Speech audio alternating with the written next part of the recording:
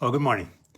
So a couple of days ago, a friend sent me a couple of quotes, and it got me thinking on this idea of forgiveness. What do I really believe about it? What do I think about it?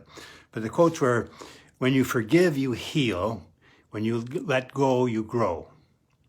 Another one, forgiveness does not change the past, but it does enlarge the future.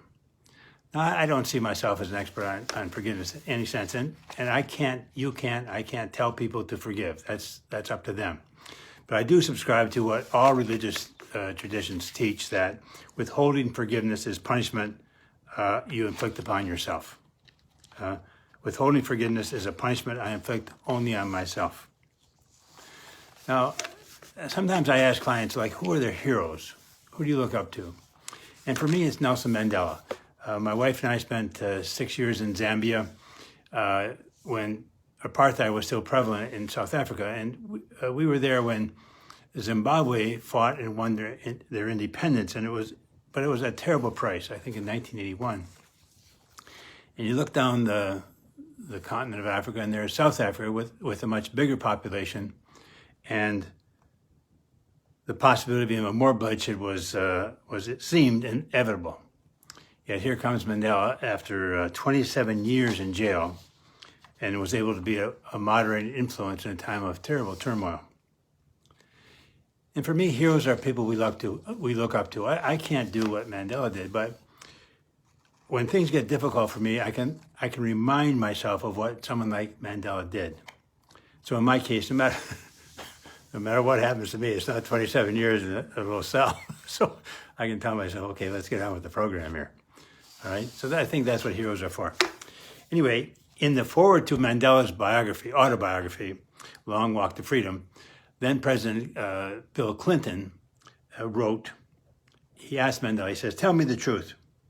When you were leaving prison after 27 years and walking down that road to freedom, didn't you hate them all over again?"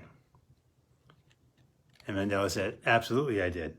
Because they'd imprisoned me for so long, I was abused, I didn't get to see my children grow up, I lost my marriage and the best years of my life. I was angry, and I was afraid because I had not been free in so long. But as I got closer to that car that would take me away, I realized that when I went through those gates, if I still hated them, they would still have me.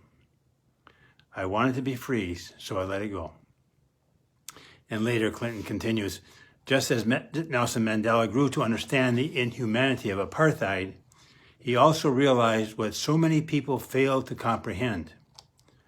The oppressor is also a prisoner of prejudice and narrow-mindedness, and that the same chains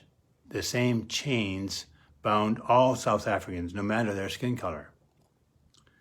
He goes on, "This remarkable book is a chronicle of how he first freed himself, then his fellow citizens as he took them on his long walk to freedom." So that's Bill Clinton writing in 2013. But I believe the same is true for all of us. When we don't forgive, we're bound with the same chains as whoever oppressed us. Another quote states, "When you hate something or someone, you chain yourself to it." When you hate something or someone, you chain yourself to it.